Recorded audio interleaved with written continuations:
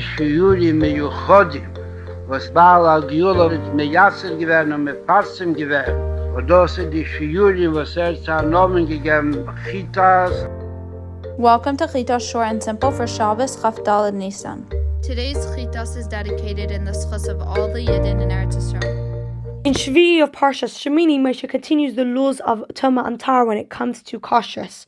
So if any of these dead creatures that we described yesterday falls into the interior of any type of earthenware object, whatever is inside it will become tamei, and the vessel itself should be broken. But if the creature falls on the outside of the earthenware object, then it remains tahar.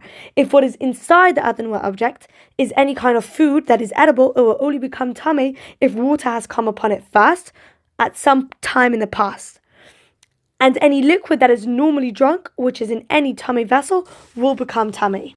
Anything upon which any of the carcasses of these animals fall will become tamei, and therefore an earthenware oven or stove cannot be purified and should be demolished because they are tamei. However, you may still possess these items, bearing in mind that they are tamei for you. Only a gathering of water, be it a pit or a spring, will remain tahar, even if it comes into contact with tumah, and it has the power to purify others. However, if a person touches a carcass while he is in one of these purifying waters, he will still become tamei. If part of a carcass falls upon any seed which is sown and has never become wet, it remains tahar. But if water or another liquid is put upon seeds and then part of a carcass falls on them, they will be tamei for you. That was all about non-kosher animals. Now when it comes to kosher animals, if it died, then touching the flesh of its carcass would make somebody tamei until evening. The Torah then adds the halachas of forbidden reptiles and insects of the ground, and concludes that all of these halachas are to distinguish between the tamei and the tar, between the animal that may be eaten and the animal that may not be eaten.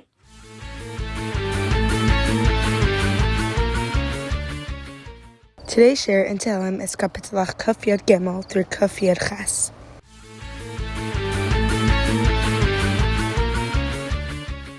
In today's Tanya, we begin Parak Mem Beis. In the previous parak, the Alter Rebbe taught us that we can produce a Yirat Torah in our mind by contemplating the fact that Hashem stands over us and searches our heart to see if we're serving Him properly. And today, with that in mind, the Alter Rebbe explains the following Gemara. The Gemara brings a pasuk in which Moshe is telling the Jewish people, and now Yisrael, what does Hashem require of you? Only that you have Yirah of Him. As if Yirah of Him is such an easy thing, and that's all Hashem requires of you. And the Gemara asks the very obvious question of, is Yiras Hashem such a small thing to achieve?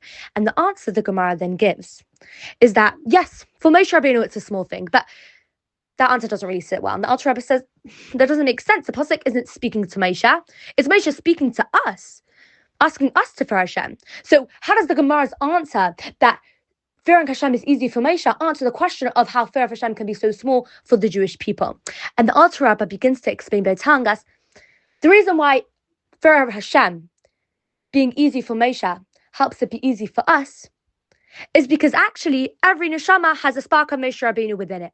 And this spark of Moshe, what does it do? It draws down the power of Das, which is a very, very connective and experiential knowledge, and it brings that down into the neshama and gives it the ability to actually very closely know Hashem. And not only does every neshama have a spark of Moshe in it, but there is also sparks of Moshe which descend into every generation in the form of chachamim that then teach everyone and empower them to know Hashem and serve Him fully. Now, what is this stars? This stars isn't just a theoretical or academic knowledge. This stars is a very, very personal knowledge where a person actually deeply thought about godly concepts and about Hashem to such an extent that he becomes bound up with it, just like someone can be bound up with a physical object by seeing it. That's how strong this das is, because das is this connective way of knowing. And that is the das that we get because we all have a spark of Moshe inside of us.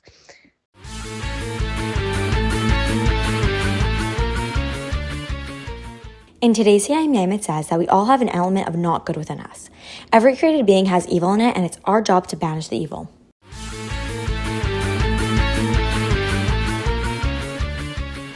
In today's Sefer Mitzvahs, we have the same mitzvah as yesterday to blow trumpets on special days, as well as the halachas of Megillah and Chanukah that are midrabanan.